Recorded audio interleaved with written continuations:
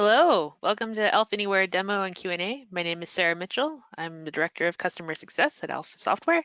And today, Dion McCormick will be doing a presentation on two-factor authentication and how you can add that to your applications to improve the security for accessing and authenticating for our users accessing your app, better authentication. So if Dion, I believe you're there and you're ready to go. Yes, I am ready to go. All right, I'll make you the presenter. This is a demo and Q&A session. If you have any questions during the webinar, by all means, type them into the questions box of the GoToWebinar control panel, and we will try to answer those as best we can. There you go. Thank you very much. Hey, everybody. Cool. Thank you so much for joining us this week. Our focal point this week is security, a very, very important topic and one that can't know enough about. But this also came in with a request from one of our viewers to guides@alphasoftware.com, GUIDES. So if you do have topics of interest or want us to cover, please send those in. It allows us to kind of get prepped, do a little better job instead of just winging it. But we are here to try and answer any and all of your questions. So with that, if you do have questions that we're not going to cover right now, or comments or about the presentation, go ahead and go to your questions area on the GoToWebinar control panel, enter them there, and we will be working through those with Sarah here. And Sarah, thank you so much for the introduction. So today we're going to kind of build on a presentation that we did a little while ago in regards to the security system. We did a presentation, it's about probably 4 weeks ago, about using the security setup Genie, which is really awesome. If you haven't had a chance, go back and check that. It really makes your life much easier in regards to the ability to set up quickly your security environment and have it kind of pre-configured so you can tweak it. So in fact, I used that Genie today, or putting this together actually a couple days ago.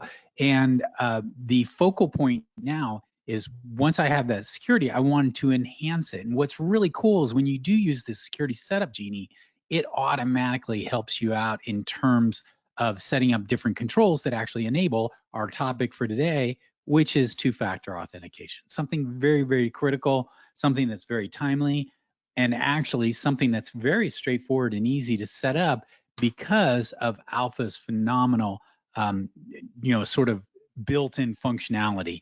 I only had to go through and I'll show you, do a few things. And once I did that, everything just worked. And we'll do a demonstration of it today. So with that in mind, what I want to do is go over first, why is two-factor authentication important? Well, every day you read about new threats because there are an enormous amount of hackers out there trying to break into systems, kind of find information they can use, they can sell, they can exploit, they can do things like ransomware, they use phishing attacks. Really, this is a super effective way for you to secure your application. It's very simple to implement, and it has some nice flexible options associated with it on how you want to actually deliver this. But it's something really worthwhile, especially if you really want to take your security of your system up to the next level. In fact, I read this very intriguing article right now that with cryptography, often the easiest way to hack into a system is not try and break the code, trick someone or use a tool such as we're talking about here to get around and get into a system. That's where two-factor authentication is powerful, because someone may try to get in, but then it's that second call would go to the original owner, so they really have a hard time hacking that. Now with phishing and other techniques, they're getting smart about that. In fact, there's some really tricky things they've done, but it's one more barrier, and it really saves you a lot of energy in terms of having to deal with these kind of attacks. But the interesting thing I read this week, and I just wanted to share with the team, I thought it was fascinating, was that often people will hack into systems and find data, but then there's basically that data has been encrypted. Let's say it's a customer file or data in a database and it's encrypted there. And so what they've been doing lately, and this is not ransomware, they've been grabbing it and storing it with the anticipation that down the road with quantum computing, you'll be able to crack codes much easier. And so it's really interesting how it kind of continually adjusts and moves. And that's why this is a very important subject today. Is this isn't necessarily going to prevent that from happening, but it can help people even getting their hands on your data, whether it's encrypted or not. So it's something that's very powerful, and a number of the clients I have are working on this, and it's super important. So what I want to do is give a high-level view of kind of how two-factor authentication. I apologize, a lot of people already use it. They use it with other systems. So but I thought we would set the stage. So your regular authentication is a pretty straightforward flow within Alpha. It's basically you start, you go to a login page that has a login UX, or you've written some using Alpha's security code in Xbasic. It basically connects to the security system and authenticates that information. If it says, yeah, you have the right username, the right password, they're tied together, everything looks good, boom, then I'm going to take you into the secure area of the application. Now, important along with that is that built into the security system is a lot of really powerful capabilities to kind of protect your passwords and other things like that. So it has a lot of capabilities already into it. But if you're ready to take it to the next level, we're going to use two-factor authentication. So it's a very similar flow. It starts with basically same concept. You go to a login page, you enter in that information, you go and it hits the security system. The security system first says, yeah, this person has the basic information as far as username and password, but, and this can be done on a person-by-person basis, the person who's attempting to log in has two-factor authentication enabled. Now, what that means is that basically the administrator or whoever's managing it is saying that this user would like to have a second mode of authentication to help make sure their account is secure. And again, as I mentioned, you can apply this on a person-by-person basis. It doesn't have to be all or nothing. So for instance, if you wanted to add it for certain things like certain groups or things like that, you were able to do that. It's very, very flexible. So what happens at that moment is that the security system will look at the authentication method that's been selected for the second factor, and it will use one of three, either an email methodology, an SMS, or using the Google Authenticator app. And all three are supported by Alpha, and you can mix and match. You can use those. You need to set them up in the system so that it has the information, but it's doable. So today I'm going to use the SMS methodology, and we'll go through that in a few minutes there.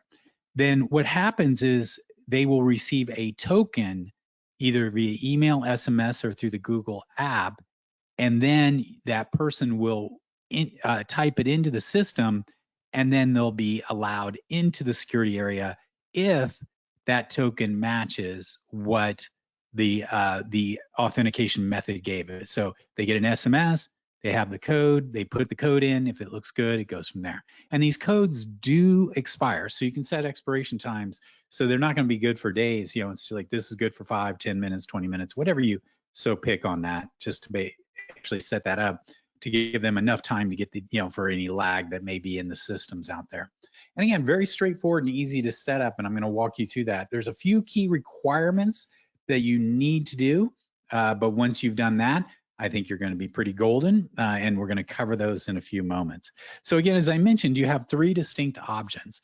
One is email, one is SMS, so they'll receive the code via email. The other is SMS, which I really like because phones tend to be a little more secure than desktops, just because, it just seems to be there. And if there's an immediacy effect, you basically have that phone in your hand and you can see the code come up there.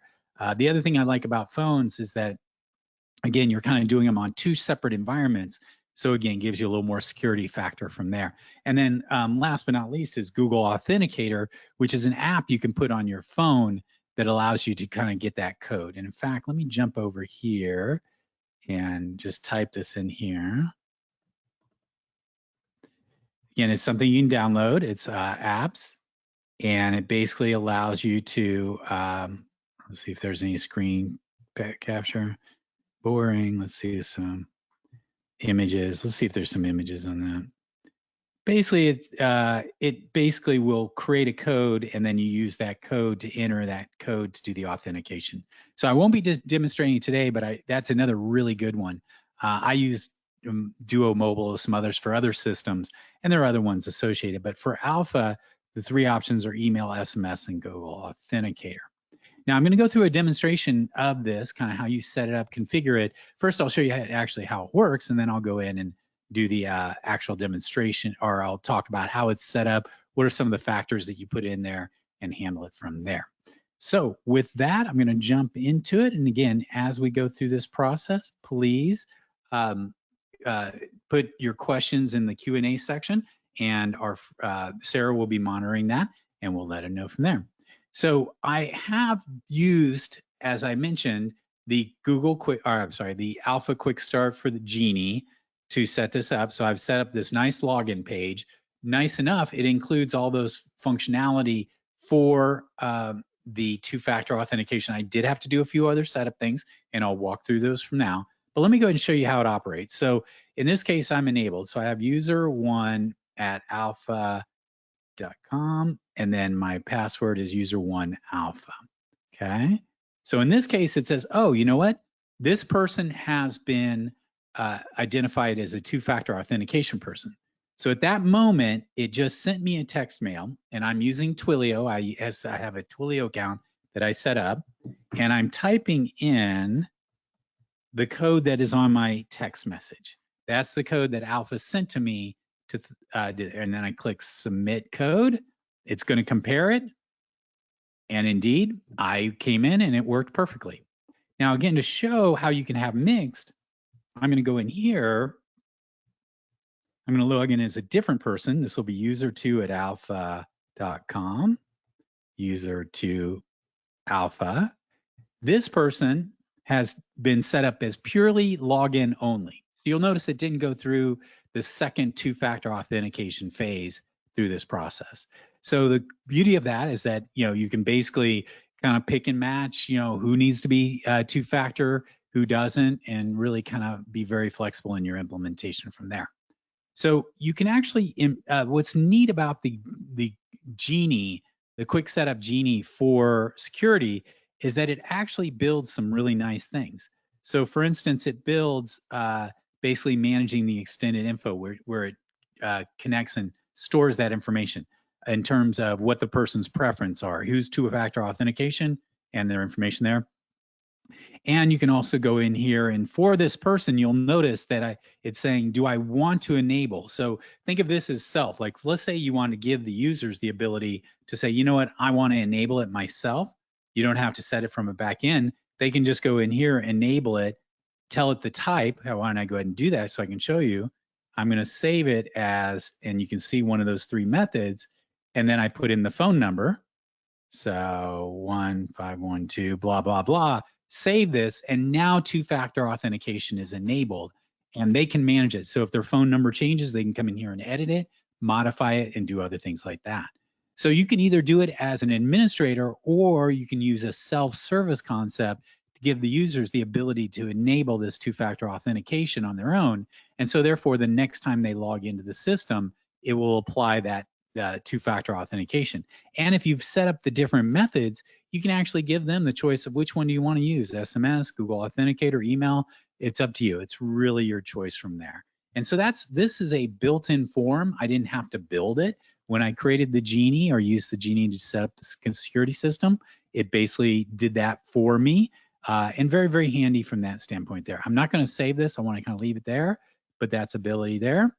And we can also look at the extended user information. Now, again, this was automatically built for me by the Genie. This allows me to modify information in the extended user information table. And I'm going to actually go in and show you behind the scenes how that kind of gets stored, et cetera, so you have another field. And what's very important, you'll notice that there is a field here called Other Options JSON.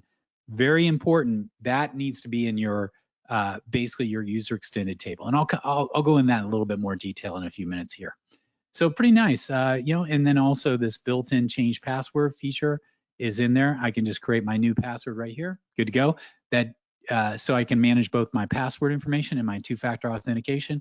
And again, do it completely in a self-service mode. So you actually reduce the amount of time that your administrators, other back office need to do it. You can give them, you know, you can enable your users to do these kind of things here. So that's just a quick demonstration of kind of how it works, what the output of the whole process is. And what I want to do is now dive into and kind of show you where we set up these different aspects. And again, if you haven't gone through the Genie, you know, security setup Genie, do go watch that video. It really is only takes 15, 20 minutes, does everything for you. You can retrofit your existing systems to use two-factor authentication. You are not stuck in terms of using you know, it's not like you have to do it when you set up. You can actually go in and set it up from there. So with that, I'm going to go ahead and jump into Alpha and kind of show you around how this is set up. But with that, any kind of questions or anything before I do that, Sarah? I just want to make sure. We have some questions, but they're not related to two-factor authentication, so we can hold those. Okay, well, we'll get those. Yeah, we'll get those at the end. Thank you for. No, we do appreciate you getting in those into queue, and we'll go through it a little bit from there. Okay, so I'm going to go into Alpha, and I'm in my application here. And I'm not going to go through the whole Genie setup because it's not really necessary. But the most important thing I did when I set up the to make sure everything works properly is that when you set up the I'm sorry, let me go to project properties. When I go down to it relies, two-factor authentication relies on what's called the user information table. So let me go ahead and get that extended user information table. So there's a table in my database called extended user information. It basically stores that other information about a user, and it's linked to the user's login by this user ID. So let's say my login is johndoe@gmail.com, then it's going to look up in this table and it can get some information from there. And what's important about this is that, let's see here, when I created that extended user information table, I used the Alpha tool to do so. And super important right here with other options JSON. For two-factor authentication to work, it needs the extended user information table, and it needs a field in there called other options JSON. And it actually talks about that, and it shows you how to spec that out, how it should be built, etc. It's online. It's really neat to do that. But that is super critical. If you don't have that, then it's not going to work, because when two-factor authentication, when you log in, it says, "Oh, I'm going to go look in and see if your two-factor is enabled, and what is your preference, etc." All that information is stored in this field called other options JSON in this table. So if it doesn't go there, or it's not there, then it's just going to say, "I can't find that information. I can't help you out." So it'll just go with normal authentication throughout the system. So again, when you're setting up the security, I use the extended user information table. It's got a lot of neat features and capabilities, but just make sure if you've already set it up, make sure to go back and add this field in it. If you are setting up from the get-go, make sure that you do add this field when you create the table. It gives you an option to like use pre-defaulted. And when you're using the Genie, when you click on use the default fields, it actually includes that. So it all does that work for you on a new project. But that's one thing I just want to reiterate, that that's super important. Everything kind of relies on that. So you're good to go from there. Now, once you've done that and you have that kind of sort of the foundation set up and ready to go, we can go into web security and actually look at the security configuration for two-factor authentication. So let me, oh, I haven't edited it actually. Let me go back in here. Where do, wait. Sorry. Is it on there? I forget. Oops, I set it up. I didn't go back in and actually edit. Hold on here. I want to edit the security configuration for that. Login, wait, wow, I'm screwing up our demo here. There's a link at the bottom that says two-factor authentication. There we go. It would have bit me if it had teeth. Okay, so in order to manage anything about web security, we go into the web security area. That's a link right here. You'll notice there's different things. You can, manage your users and groups and how you set those things up there. But if you go into security configuration, there is a extended, two-factor authentication here. And so we select that, and this is giving me already a bunch of information. So what's kind of nice is there is great documentation. The walkthrough videos are awesome. They just take a few minutes and you'll be set up and ready to go there. But you'll also notice that in here, it tells you a lot about the different methods and how to set up there. So I'll go ahead and bring that up from there. So I'm going to be changing these Twilio codes. Don't get any ideas. So, but the idea behind this is that in two-factor authentication, you set up your SMS, your email, and your Google Authenticator. So you can go in here and set these other pieces up. You can set up email, and notice you can set up all three. So all three can be available. In my case, I just use the SMS, but I kind of set up from there. And then you need to use the Google Authenticator. I'm not going to go through that, but you go to Google and do all those elements there. And then also, if you're using email, you do the email settings to tell it, well, how do I send the emails out when I want to send the person that two-factor? So this is where you set up sort of the part of, the parameters to tell basically Alpha how to communicate with external systems, either SMS, it gives you the Twilio information. For email, you need the SMTP information, also gives you the opportunity to tell you, modify what the subject, the message, things like that. And then with Google Authenticator, it allows you to set that, because you have to go to Google and get that all set up there on that account. And then once you have those codes, you can bring them back in here and get that and set them up here. One other thing is token life. This is the time in seconds. So this is about 2 hours. So you can obviously shorten that if you'd like to say, hey, once you hit this, you got 10 minutes to log in. If not, you're good to go. The other thing, so you can decide on that and make that happen the way you want to from there. Now, also, we want to make sure that two-factor authentication knows the extended user information, because remember, that's where it's storing those parameters that are associated with them there. So this is where you basically set up. So once you set up your extended user security table, you can come in here, enable it, and then set up your different parameters you want for SMS and for Google, etc. And then you're good to go from there. And once you've set that up, it's now enabled. What's really cool is once that's set up, for instance, I have a login component. Oh, I'm sorry, that's a login page. And again, the login component was set up by my Genie. Yeah, I'm going to the wrong one here. I want to go there. But the new login component supports two-factor authentication. So that's all built into it. So this was automatically created. I literally didn't touch this, and it knows how to log you in and figure out if it's two-factor authentication. It shows where you put in their code. All of that is built into it. So the beauty of that is you don't have to do any work. Alpha, once you've set up and configured two-factor authentication, it's up to you to just kind of set those pieces up and, then set up your connection to your outside systems, whether it's SMS, Google, or email, and Alpha does the rest. It's really simple. So I wanted to show a couple other things real quick. One is, that extended user information, which I showed you. Basically, this is automatically created by Alpha. It basically creates this so you can edit that user information. The other thing it does, which is really nice, is the reset password. That's another UX component that's been created. Allows you to put in the new and then do a reset.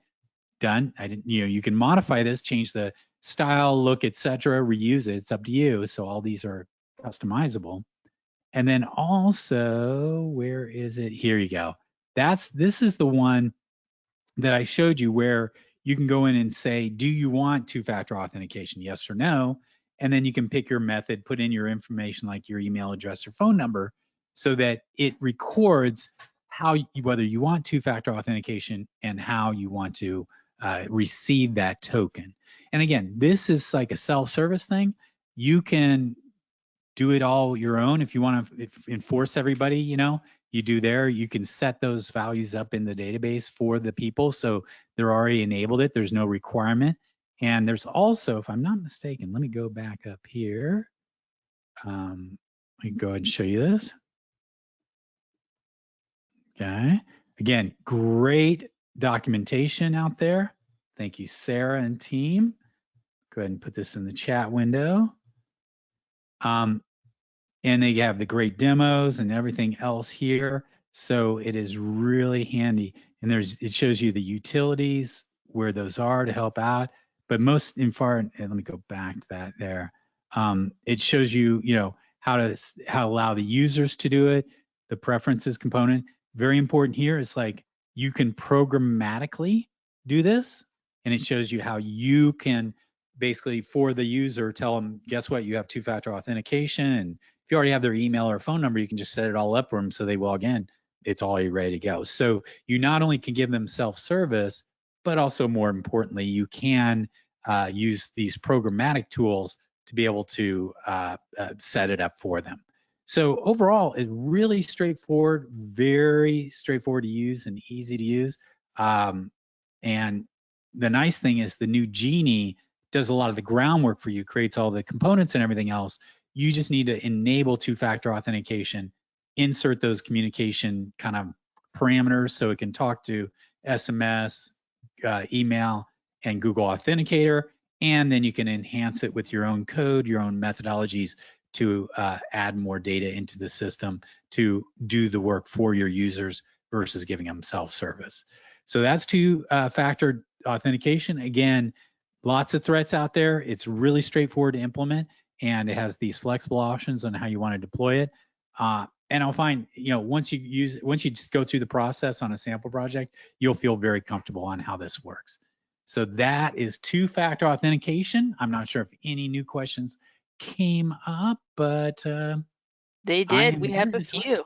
Oh, good. Yeah. So the first question that came in was asking if the email, when you're configuring your two-factor authentication for sending the authentication, like the from address, is that hard-coded or can it be dynamically set, such as in a software as a service application scenario? Ooh, interesting. We'd have to talk about that. I think it's somewhat encoded for that. I don't know if you can override that. So yeah, that could be an issue. And I'm not sure if there's programmatically a way to modify that for a particular project or on the fly. If I go back and look at the actual settings, let me go ahead and open this up here.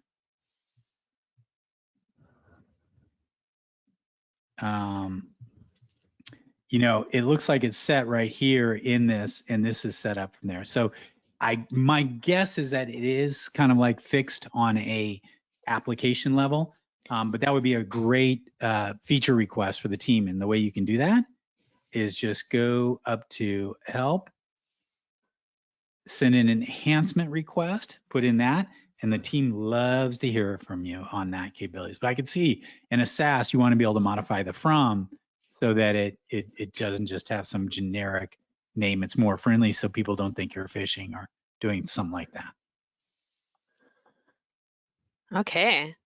Some more questions here. I guess another question, does the Genie work? Does this security setup work if you're using Active Directory for security in your application? No, you'd have to, the Genie kind of gets you set up, but then you would need to then enable the Active Directory. So the cool thing is that, all of this will work with Active Directory because instead of looking at the local tables for your username and password information, which is all encrypted, et cetera, it just punches out to AD and gets all their information there.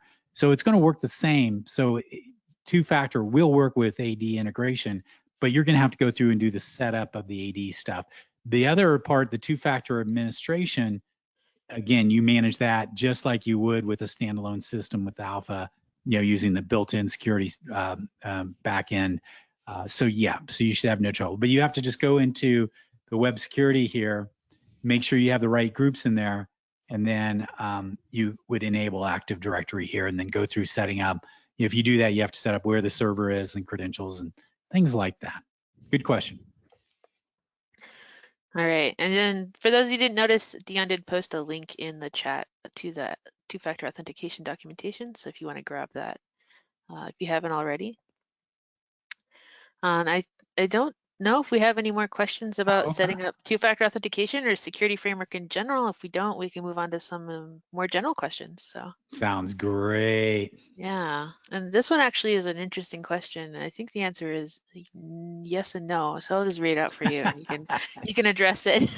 It's two questions in one.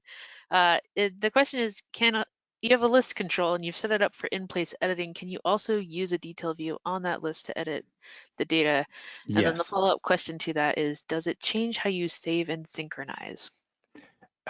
Yes and no, meaning yes, you can absolutely set up a list with in-place editing and then add like a button to open a detail view to edit that same record. Because basically in-place editing basically creates a detail view on the fly in the list control.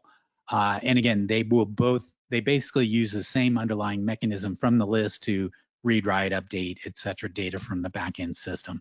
So you can absolutely set up there, you just have to go through the methodology of setting up the detail form. But if you'll notice, if you have a list you'll notice that if you create a list and you say in-place editing, you have to tell it there's a detail, and you don't actually have to create the form. You just have to tell it, because that activates a bunch of code and other things and commands that are built into the list control. So it understands, oh, I'm going to be doing editing of data. I have to do these other things there.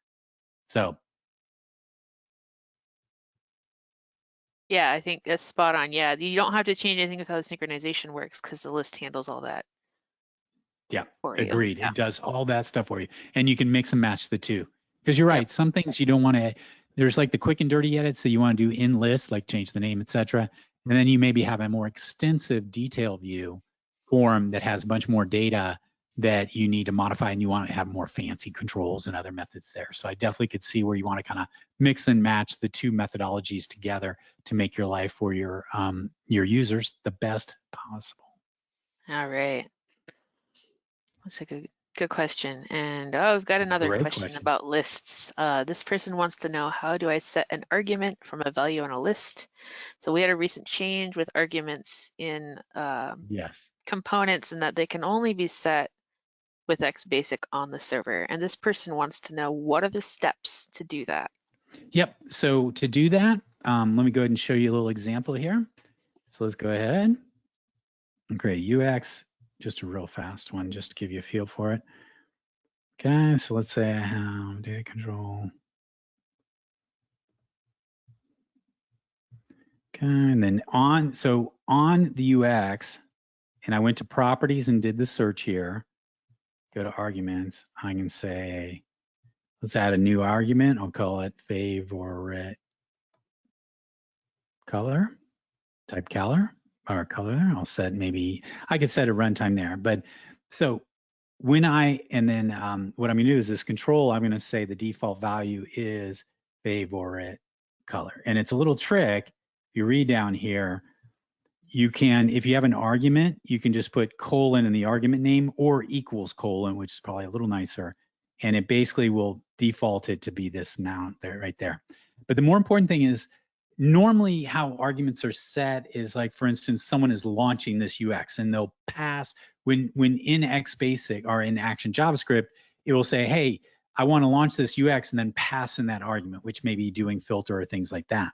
Now, if you'd like to do it through, like, modify it here, I'm going to go ahead and add a button, and I'll say change argument.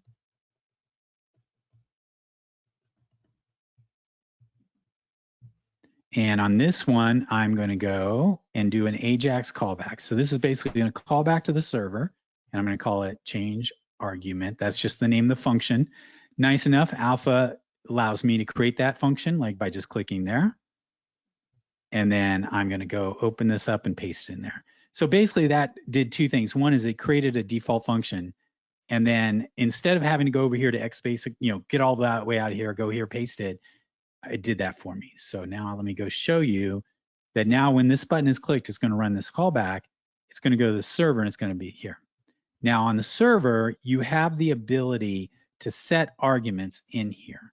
So let's go find where the argument value is. There we go.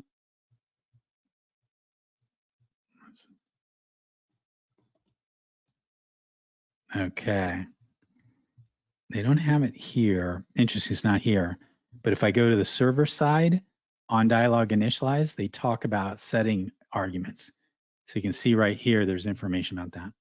So the way you do it is you can go like to line, let's see, which line is it?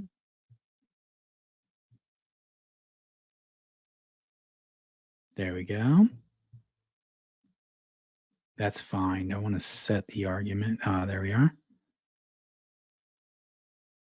There we go, e-argument. Oh, they changed it. So now I copied it here from on dialog initialize, and here I can go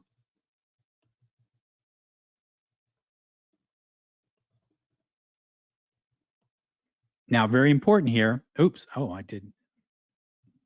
Sorry, I haven't used this form. This is the newer form. And you probably do it by setting a variable and then pasting it here. Okay, and that's going to be favorite color.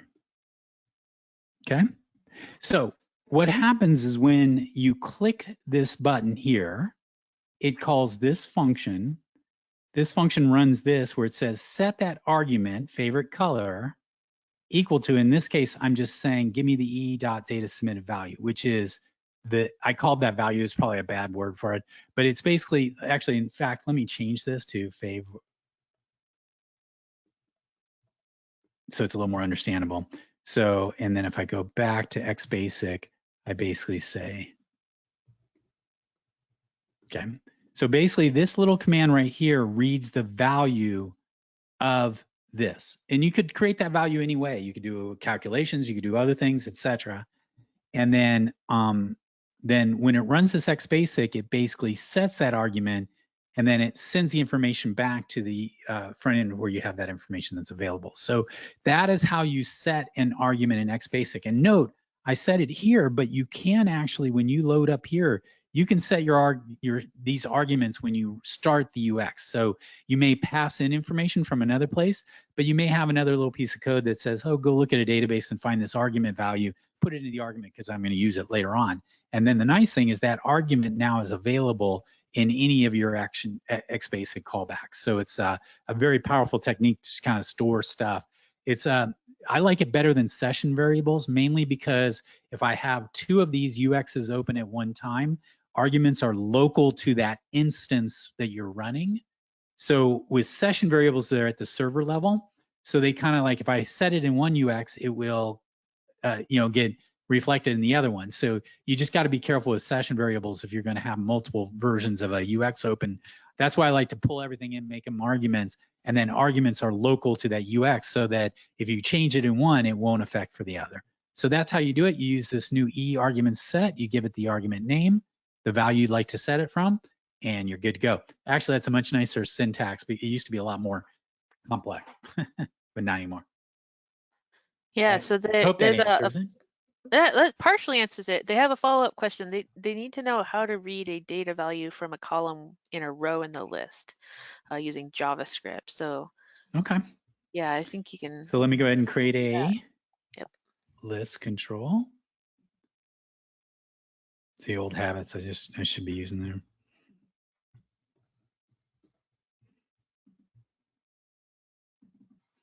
And I'm going to use static data. I'm going to use sample data.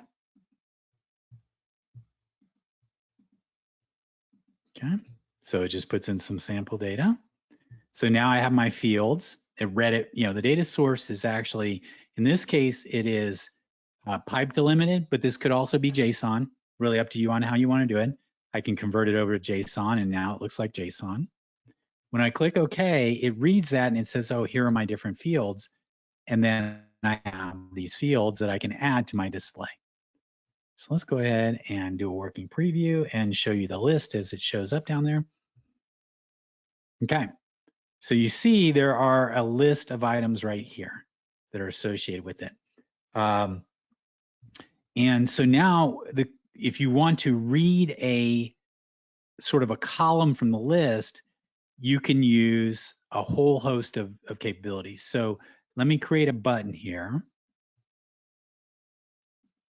I'll go read column. Okay.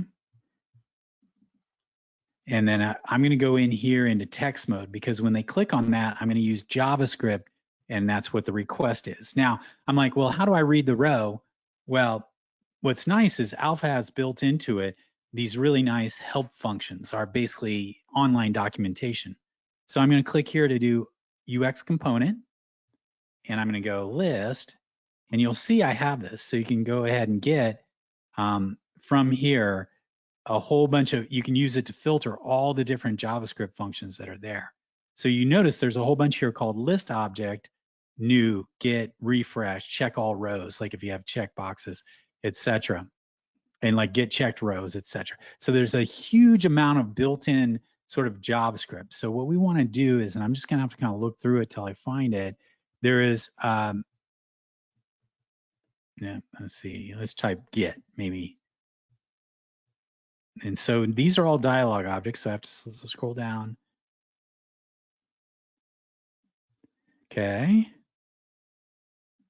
That is, okay, it gets the data object to Java for the row specified by the target. So let me go ahead and copy this to clipboard. I'm going to paste it there. Okay. So, and again, I don't mean this to be a big programming thing, but I'm going to change this to list test because it's going to do that. So you'll see what it does here is it says, get data Smith first name. No, that's something different. Let me expand it out. I think that is, okay. This is an example where I'm saying, get in my control, it says find the data Smith and get the first name column. So this is like doing a lookup on that table. The other is we can use something like this. This is probably it. I can say list get first name. And so this will get you row, in fact, 3, because it's saying it's 0 based, 1, 2, 3. Let me check something real quick. Let's see, for my list, you'll see our data fields are first name, last name, city. So let's use city. So I'm gonna go here and I'm say city. Now, very important, it's case sensitive. So if your data has the column name city, you need to do it. So I'll do it for the second row. Actually, let's do it for the first one right here. And then I'm just gonna go alert FN. So I'm just gonna throw up an alert. Let's see if this works. So we're gonna sit there, we run it. There's all my stuff. If I click read column, you'll see, oh, notice it is giving me for row 0, which is the first row, the city value. And then I could change that to a different column. You know, I could say, give me the row 3, which is actually row 4, because it's 0 based. JavaScript world is 0 based. Do the same thing here. So Chicago, so it's the 4th one down. So there's a whole bunch of built-in functions. Now the question becomes, okay, great, I've kind of hard-coded that. Maybe I want to get the row of the selected item. So what you can do is you can go in here and you can go ahead and say, you know what, I need to get the selected item. Use your methods here. And I can say get, and I can say list control, scroll down until I get to list control. That's get data. Let's see if there is, let's just type row. Maybe that will be faster to find it there. No, there's a lot of row things there. Let's see. Oh, checked, unchecked, save, debug, pin rows, delete rows. Sorry, I don't mean to bore everybody. Get all errors index. They've added so many to it, but there's a way to get a number. Let's see if there's, you can get the current selected row. And then from there, you can then feed that row. Once you have the row data, you can then use that here to figure out what row data you want from there. Again, it's just another command that from the list says, what's my selected row? And be careful, because if your list is like multi-select, it could be multiple rows. So there are different ways to handle that from there. But the cool thing about it is, again, what the most important thing to take away is that when you're in this JavaScript here, just go to UX component method, search for something, and then you'll notice over here, there's samples and example code that will make your life much easier. So you can, you don't have to retype everything. You just say get value, kind of scenario. So yeah, I'll have to figure that out later. I don't want to waste any more trying to find that information there. But that's how you would approach it. And I hope that gives you enough of a pointer on how to move forward and achieving what you want to do. All right, so it looks like some people suggested that on a list object, there's an underbar selected row property you could use for this. It's not I see, L object. Right, well, L obj. Dot selected. So once I have a pointer to that, then I can get from there. Right. It's not going to be listed in the component method dialog. It isn't, okay. Property, yeah. But there's that option. But another option to consider is that if your list is configured to return a specific value, such as last name, then you can just use the dialog object get value to get that value and use that to look up the row. So what you can do is you can say, and perfect is, so with field, I can say which field, and then I can say which of these fields, and it's probably a unique identifier of some kind. And then once I have that unique identifier, I can then find the row in the data from that row that's been selected there. So, right. Yeah, and if you don't set this up and you're using static data, and you don't specify a specific field, get value will actually return the entire row of data. So. Oh, cool. That's kind of nice. That way you don't have to make multiple codes. Yeah. All right. Looks like we answered their question. Fantastic. Good. Thanks for that. Great question. We appreciate those. Yes. Oh, it looks like there's a list get value function. As well. There's a lot of ways to get data there's on the list. 5 ways. Quite a few, actually. And you know what? There's some really good, and I just search Alpha Anywhere list get value. There's some really great videos that Selwyn has done. Like here it is, getting data from a selected row in a list and finding and it's a little bit more JavaScript-y. I mean, be careful, it's going to have there, but it's really simplistic. It's like 2 or 3 lines. It's not like 100 lines. So these are great videos. They're done by Selwyn, and even though this is from 2013, it's still relevant today. All that code works fine within the system. A few changes over time, like the argument stuff because of security, but a lot of the base JavaScript functionality is pretty much so valid and the same. So, hey, and there's this great one on March 3rd, 2019. That one I would definitely watch. Control with Dion. Very nice. Don't waste your time. Yeah, speaking of YouTube, if you haven't already done so, I do recommend subscribing to your YouTube channel and turning on notifications so that you know when our recordings get posted, new videos about new features, so on and so forth. Definitely recommend that if you want to stay on top of what's going on with Alpha Anywhere and also Alpha Transform. Right there. Please subscribe. I feel like a YouTuber. I mean, we are now, right? Like a minute into our presentation, every time we should stop and say, hey, click here. They do that goofy kind of stuff there. So hit that bell for notifications. You got it. And you'll see we have both Alpha Anywhere and Transform Tuesday, which is really awesome. And both are really valuable and really fun to watch. Good. Definitely. And for sure, if anytime you want to know more, something more about Alpha Anywhere or Alpha Transform, send us an email at guides@alphasoftware.com and we might do a session on it. Yes, we need your content. We need to know what you want. Help us help you. Help us help you. Okay, right. Next question. Next question. Hopefully we have enough time for you to answer this one. 12 minutes left. This person has set up an API. They have an API call and they're saving the data from the API call to some files on their computer, and they want to use that data as their data source for a ViewBox, and they're very confused about how to set that up still. So great point. Awesome. So talk about that. There are 2 ways to do that. So let me create a new ViewBox. Okay, and then I'm going to go down here, add the control ViewBox.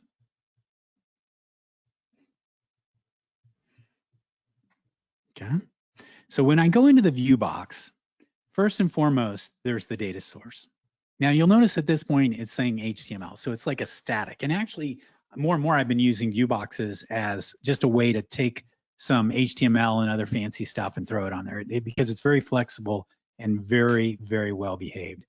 But if I go to data, I'm basically saying I want this ViewBox to be connected to some data. So the data source now is one of many. You can get a list that's on the control. So if you just wanted to use a ViewBox to show information in a list in a very pretty way, that's a very handy way to do it. You can also use a JavaScript function, static Java, but you'll notice one here called REST API. So I click OK. So this is how I can connect my ViewBox to an external endpoint.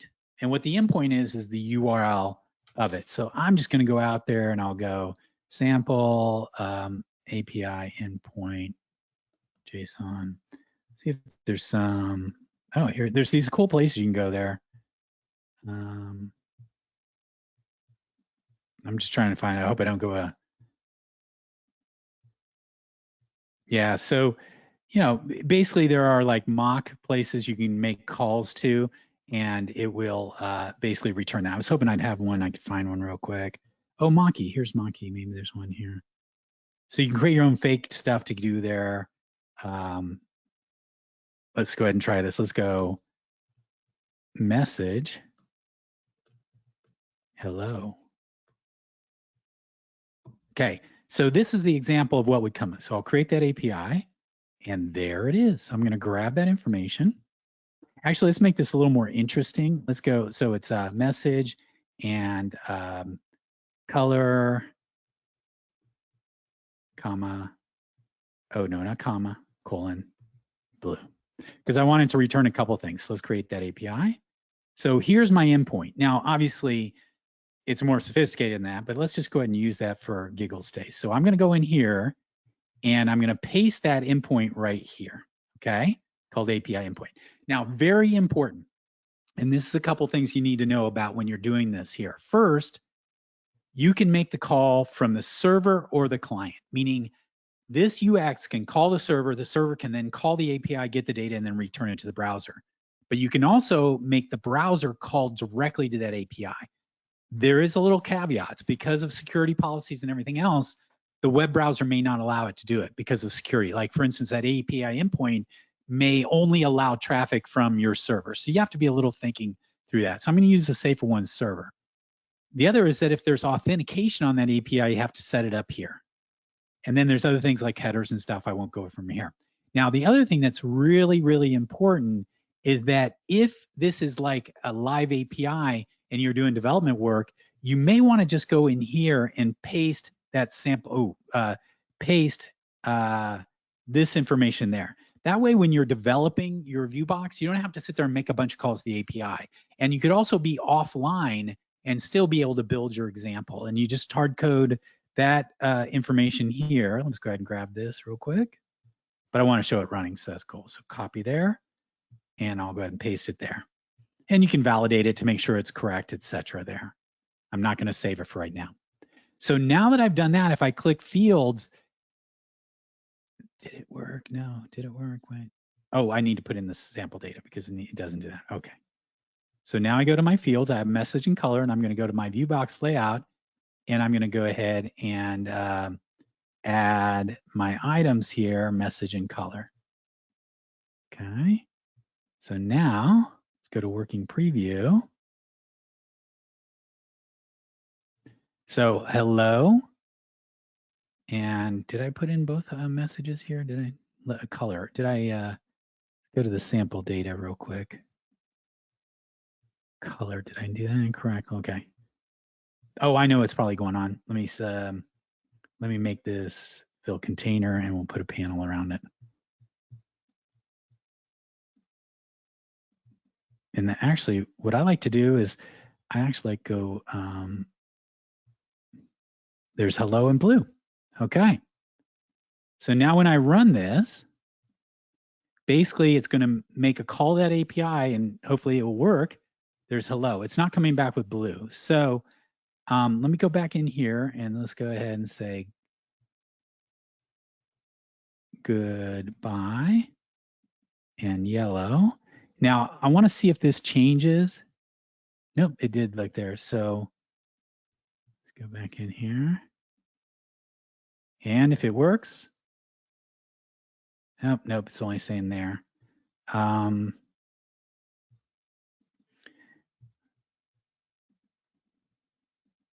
Make call from server, sample data.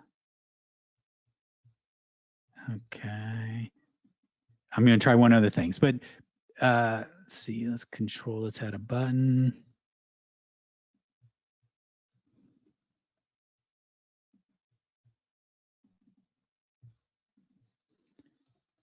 And what I'm just going to do is say ViewBox control actions, refresh data for my ViewBox.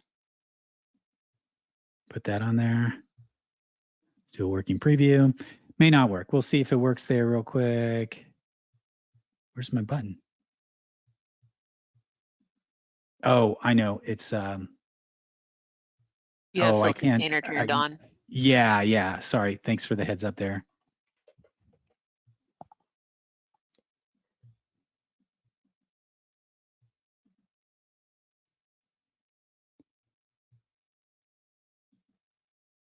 Yeah, it's not getting, it must be something about that mock generator. I mean, my guess is it's something from here. But that said, and I wish it would work because that would be really, really cool. Actually, I have another tool called Mockaroo, which is really neat. The neat thing about that is that once you've set up this endpoint and this sample data, then you can go ahead and develop and design your layout, and everything else works the same in terms of JavaScript items and things like that. And then it will basically make a call to that endpoint to grab that data. And again, you can pass it arguments, you can do custom headers, there's a whole bunch of other things you can do. Actually, after you get that data, you can actually call an Xbasic function to massage it or do things. So this is the quickest and easiest. Now, the other method I like to just explain is you can go and do a custom, and then you can create an Xbasic function that makes that call. So basically the ViewBox will call back to an Xbasic function, and then in there you put in code to make a call to that endpoint, bring back the data, and then return it to the ViewBox. And this is actually pretty powerful, because then you can do a bunch of reformatting and other cleaning up before you actually show it. Sometimes it's a little easier to set up, how, like for instance, on the fly, you can change the HTTP of the endpoint, a little more flexibility. But for the, to start, I would try and use the REST API, because you just set it up here and you're done. But keep that in mind. You could use a Xbasic callback, make the actual call in there. And remember, there's a great tool in here called the, if I go to Xbasic and open one of these, there is the Genie, which is the curl command to Xbasic. And often if you are working with a third-party system, they'll give you a curl command that shows you how to call that. Well, this neat tool in here is you can basically go in and copy that into here, and it will generate the Xbasic for you, so you don't even have to write code. So there's a couple different ways. But those are the two methods. One is use the REST API built in, or second, create an Xbasic function and use that function to make the call and then return the data to the ViewBox. The only thing on that is it's always going to go to the server. The advantage of this is that you can bypass the server and just make it go right to the client. And then, oh, let me go ahead and do that real quick. I'm going to try that just for, I know we only have a few moments here. Let me grab this. It's a cool website, by the way.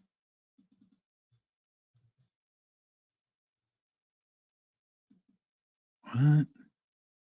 Oh, you have to do, in this case, I actually have to write a little JavaScript, like, oh, maybe that's just it. Let's try that.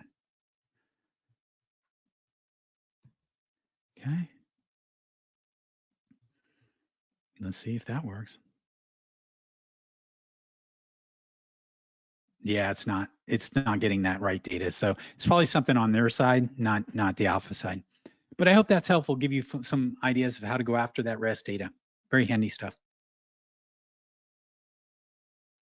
I think so. Right. Yeah, so we've only got 2 minutes left. I don't think there are any questions here we can address in that short period of time, but that's okay. I did want to do a little bit of housekeeping and talk about what's going on next week as we go into the holiday season, and just remind everyone to go check out the YouTube recording to catch us, and when it finally gets up there, if you want to review it again, send us questions to guys@alphasoftware.com. But next week we will not have a webinar because it is the Wednesday before the Thursday, which is Thanksgiving. So I would like to wish everyone a wonderful Thanksgiving if you're doing Thanksgiving next week. If not, happy holidays. We'll catch you the week following, which gets us into December.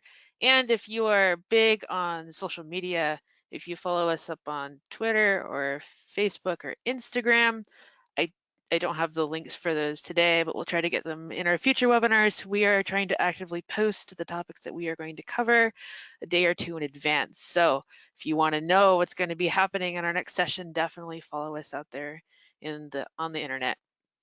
And thank you, Dion, for today's presentation. My pleasure. Thank you. Great questions. Yep, thank you everyone for joining us today. Have a safe holiday, and we'll see you at the next Q&A session.